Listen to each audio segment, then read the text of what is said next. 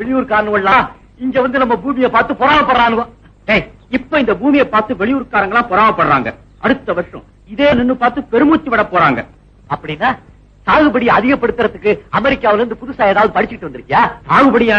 நீ ஒண்ணு விவசாயத்தை நம்பிக்கிட்டு இருக்கிற நம்ம ஊரை தொழில்மயமாக்க போறேன். எப்படி எப்படி? இந்த வயலை எல்லாம் அழிச்சிட்டு, ஆமா இந்த வயலை எல்லாம் அழிச்சிட்டு அங்க ஒரு பெரிய மில்லு கட்ட போறேன். அதான் நாட்டுல உணவு பத்தாக்குறோம் லபோ லபோ லபோன்னு சத்தம் போடுறான். அதை அதிகப்படுத்துறதுக்கு ஏதாவது வழி சொல்லுவியா?